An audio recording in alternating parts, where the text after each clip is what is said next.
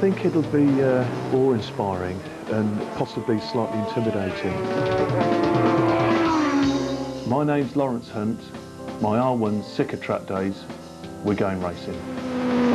I don't suppose you're too old for anything, really. So I think it would be a challenge that I'll rise to. He don't want to go around winning championships. He wants to come and have a good time and go home, do you know what I mean? Riverside boys, come on, play Halo down here. Some bloody adrenaline. It's like, you know, you feel you pull trees out by the roots. It's just like supercharged.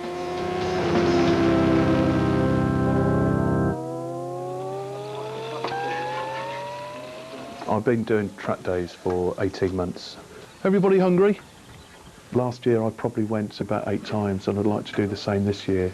This is the hardcore of our little lot, and we go out most Sundays together and go on different sort of rides out on different roads, and we've got what we call our little TT circuit for sort of having a sort of sensible ride round, and these are the guys, when we do anything like this, that we sort of invite round, you know. Most of the guys that I go out with, you know, enjoy the track days, but I don't think they'd want to sort of move up to quantum leap, you know, racing with a commitment of time and financial and everything else.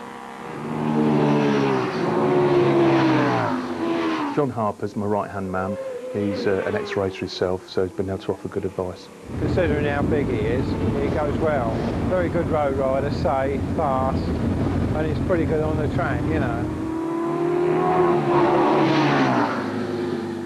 Oh, don't forget the tyre warmers. Yeah, I've got tyre warmers. Yeah, I consider myself to be the luckiest member of the group, you know, the first person to have a crack at racing. He does everything in extreme, like his eating, his drinking, his biking. Doesn't like losing, so he's always got to be ahead. But, you know, it gets a bit boring sort of watching his arse go around the track, which is wider than his fairing.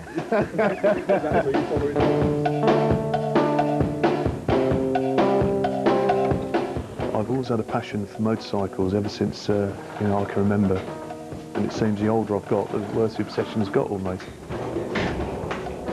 I had an MZ 150 for about 3 years, and all my mates used to take the mick, but my view was is that, you know, if that's all I could afford to stay on 2 wheels and stay on the road, then if it was going to be an MZ it'd have to be. I think some people might think I'm a bit over the top, but I think you've got to be ready for every eventuality. So you get something go wrong, never got the right battery, and there we are. I've got 3 motorcycles currently, and I've got a Super Blackbird which I've had since '98.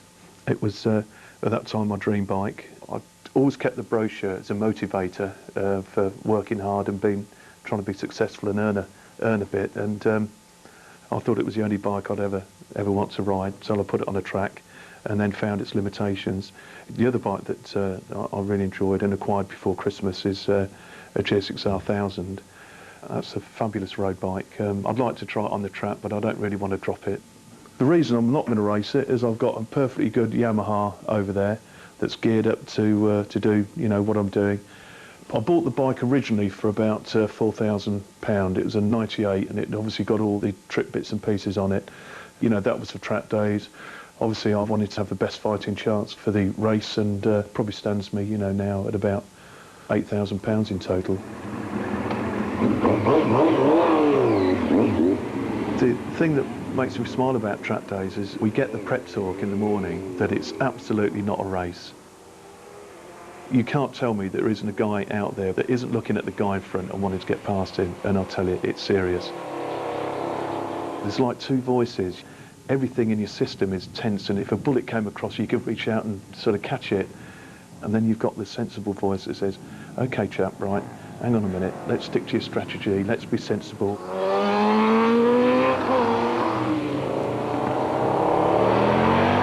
Captain Sensible and Mad Max are having, you know, their first major sort of punch-up, and you can only determine who's won as whether you get around the first corner or not.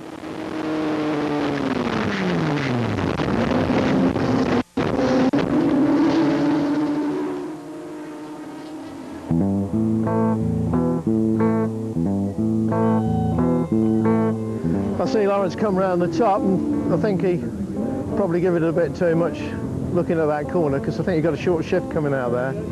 Perfect specimen. Fortunately, mate, no. But it won't slow him down, you know. He'll take a session and he'll get it back and away he'll go again. Like he did the other times.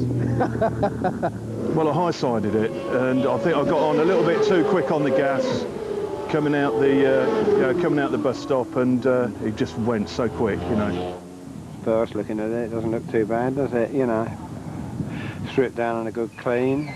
I think he's got away with it quite well, really. I think Mad Max is going to get a real beating now from Captain Sensible. What you don't want to be doing is losing your confidence. You just got to take it as a, you know, bit of a learning curve, and trouble, if you make a mistake, you get punished hard, and that's how it is. This is what it's about. Mates are here. These are the old boys that come out with me on the Sunday afternoons.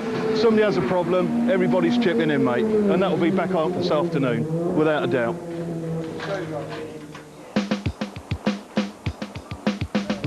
Right, shall we get the old girl off then? I was still working on this 2 o'clock this morning because there's just so much stuff I didn't realise that was entailed. I got a friend of mine round last night and I had to fit this. This is basically to stop your feet, your foot if you do slide off going into the chain. I've got old internals in the forks there.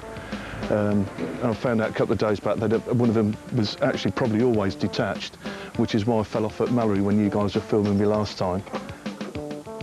Sorted the problem with the forks and wanted to set up the suspension, so I booked in a track day at Donington. When I got there, realised the following day that Neil Mackenzie was doing some tuition and running a track day, so I thought it'd be quite a good opportunity to go and get some race practice and get some good advice from the man himself. Yeah, I really look forward to meeting him, you know, in person, and couldn't have anybody better to take you around the circuit than him, I wouldn't have thought. Stunts, wheelies, stoppies, we suggest you keep them for the public highway. The first time I met Neil was at the briefing prior to the track sessions. It's the standing on the seat, stuff like that I can't do, that we get jealous of. So well, these track days at Donington Park I've been doing for 2 years now. Bit of instruction, bit of briefing. I'm basically there to mingle and help everyone all day long, really, right from first thing in the morning till last thing at night.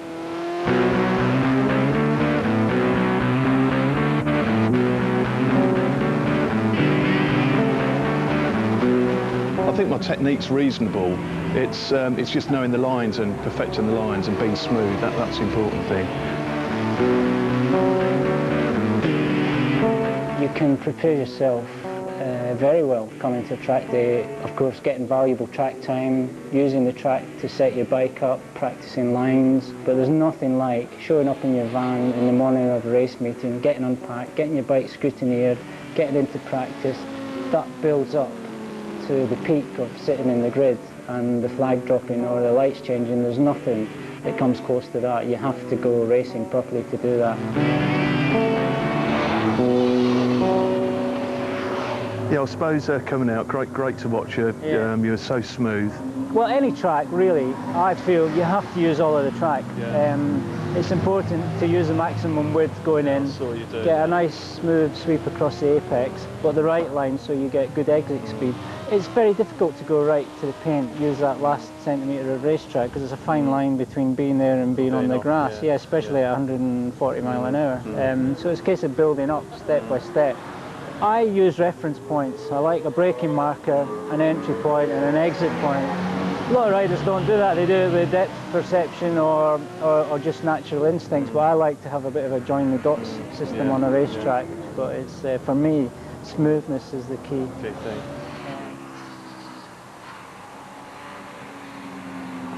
It was a real experience to go out with Neil. He was so smooth. All the lines were inch perfect, using every little bit of the track right up to the edges. And I was amazed that after the first session, how easily and smoothly that he sort of pulled away from me. And I was trying quite hard, and he didn't even look as though he put any effort into it at all.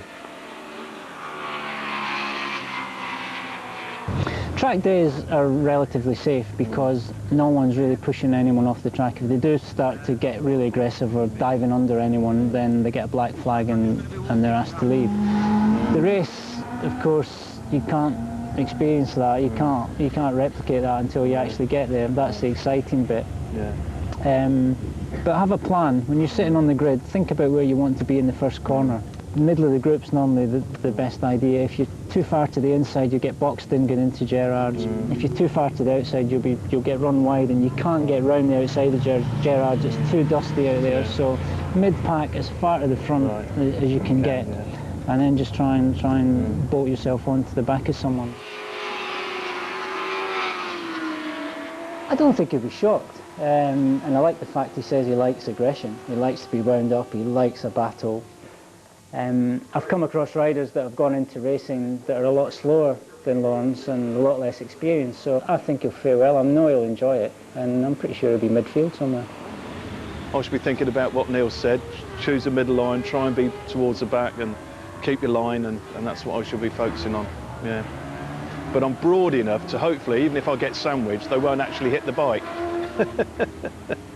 Don't get too pissed tonight, if you can help it. Nice steady night tonight, bit of Highlands. He's a Pope Catholic.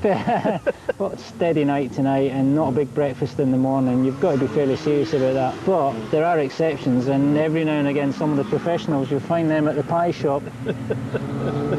Ex-British champion.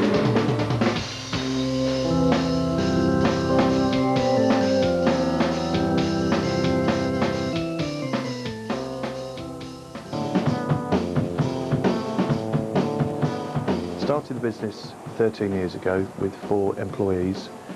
We now employ about 80 staff, and we now produce in excess of 7 million meals a year. Basically the caterer gets it in that format, and they can put it in their oven 2.5 minutes, and the product's actually ready, and like that. It's a double-edged sword really. It's taken me 13 years to build my business up. A lot of people think that the chefs in the restaurants are making them, but they are being purchased from ours. And now that I have got the financial wherewithal to be able to race and afford the trip bits on the bike, the other edge is that I've got a business and I've got responsibilities.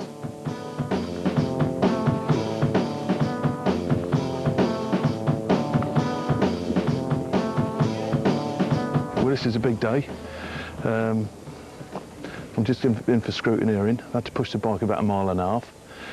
So I'm about knackered, I'm about racing. Getting it scrutineering's hard enough. The scrutineering was a real sort of nerve-wracking situation, because it wasn't as if when I applied for my race licence that I was given a list of all the things that I needed to do. Yeah, mate came round and told me that the chain guard would fail, the adapted one, so he kindly went and got me a proper job, so I was fitting that last night. So that's the last bit of tweaking.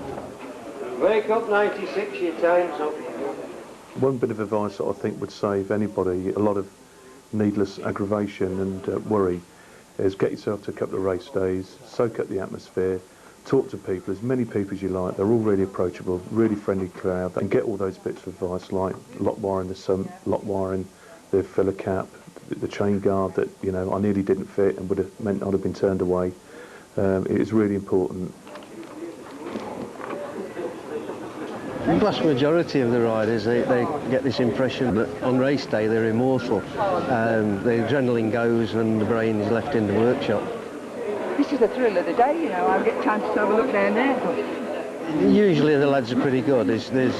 Race day is bad because they're under pressure, they do take shortcuts. We have had cases where people race. My first race was at Cadwell Park on my road bike. It was still road legal, had all the lights on it. Just before I went down to scrutineering, when I put the front wheel back in the forks, I'd put both brake pads one side of the brake disc and rode it down to scrutineering like that and wondered what the funny noise was. And it was the scrutineers that pointed out I've got 2 pads on one side of the disc. So that's the tuition I had for my first race. I didn't have a clue. Oh, you wanted the bike number, did you? Yeah. Oh, sorry, it's 96. 96? Yeah. Sorry, it's my first time. I've never... Sorry about that. This is my mate, Stevie Britton. He's currently leading the championship. I reckon if I beat him today, I should be doing all right. I won't be happy. I won't. I'll need them points. Well, you can tag on. Yeah. You never know. Yeah, right. Never Tag know. on 160 mile an hour. If I get any slipstream, I'll be all right. Yeah, well, I'll get your slipstream. What about a bungee clip? I had a good bit of advice to go up and look at the lights and the flags. Yeah, it's not like a track day where you sort of filter on. So I just want to make sure I get the start absolutely sorted. But in actual fact, it was just flags. So I went up, had a look. Otherwise, I'd have been sitting there at the track, waiting for the lights. When the flag had already gone, I'd have been sitting there like a dodo. Feeling a bit nervous. I've done as much as I can in terms of preparation on the bike and, you know, practice and getting my head straight, and it's getting out there and doing it. That's what I've got to do.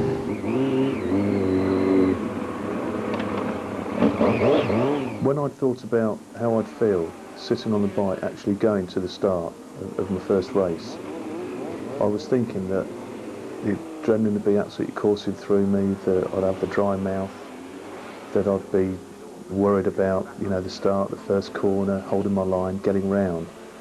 But it wasn't like that at all. I was more thinking about, I hope I make sure I get the right spot and I can find my number on the grid. And that's the thing that was worrying me, that I might overshoot that number and have to turn around and do a U-turn and be very uncool. My first crash was at Mallory Park.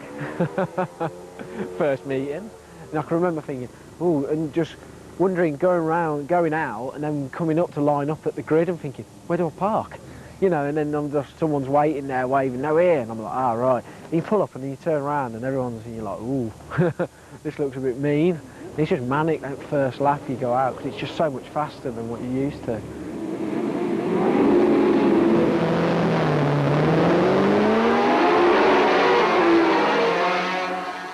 I was waiting for the flag to drop, but they'd obviously read the body language bloody quicker than me, because all of a sudden they were bloody gone. I thought, I better go.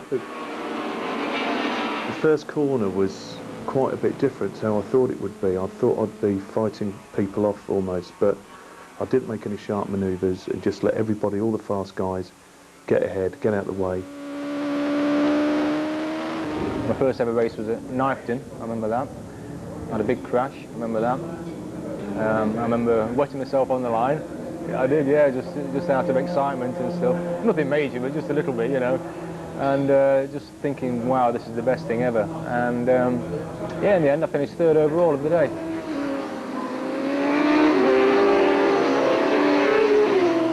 The fact that one person overtakes you is almost like having a knife stuck in your side.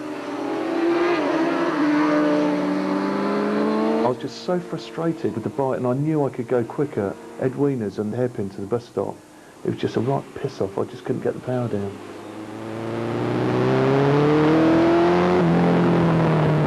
You never really know how many people are behind you. You sort of estimate. I felt sure that if there was somebody behind me, they would have at this point shown me their front wheel.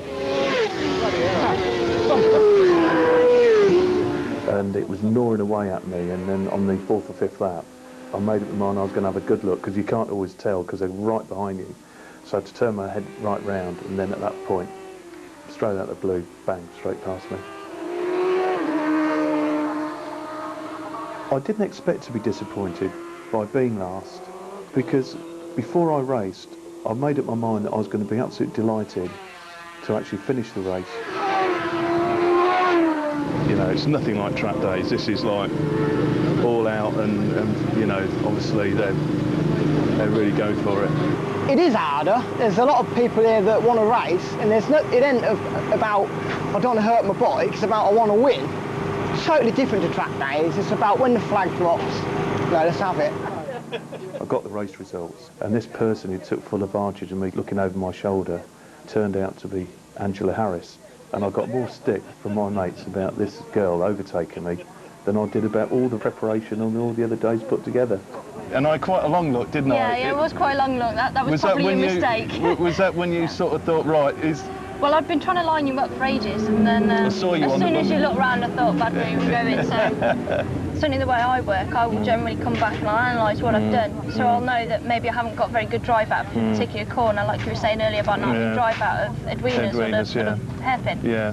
Well, that could be simply sorted by maybe changing your gearing. Absolutely, you know, and I did try quite hard to get back with you. I got no chance. You did absolutely fantastic. Take me out, I'll tell you.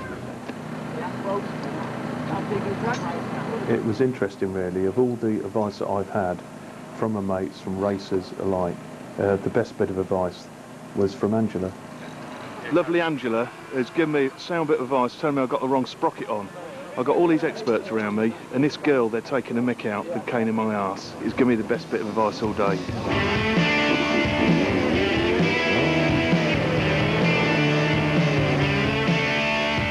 On the second race, even with all these bibs around me, I was just as apprehensive, probably more so, than the first race, because a lot of those quick guys in the first race had got bibs on. The only quiet comfort I had, I suppose, is I was just hanging everything on this gearing.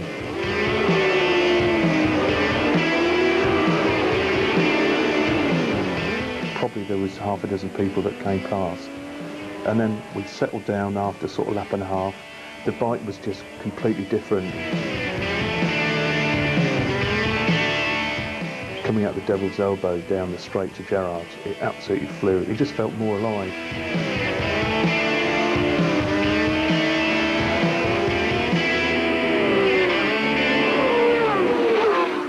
I felt I was smoother. I didn't have the sort of pre-race nerves because I'd done that in the first race, and at the end of the day, you know, I knew I could hold my line, so a lot of the anxieties were out of the way so that I could focus, you know, on what I was doing. Got the results, and I came 16th out of 25, which I was absolutely delighted about, just really elated. I just wished I could have done it 20 years ago. I see some of these youngsters, you know, at 17, 18, you know, but I didn't have the money then, and now I've got the money, I'm too old. At the level I've done it at, I've just had a fantastic time. You know, there's a lot of people that say they can't race. You know, at the end of the day, I'm a 46-year-old guy, you know, with a business and responsibilities, and I've pushed it to a level that I've had a fantastic rush out of it. Sports bikes take on race bikes in Warren Pole's test of the best of the best. Stay with us as Men and Motors Bikes brings you road versus race.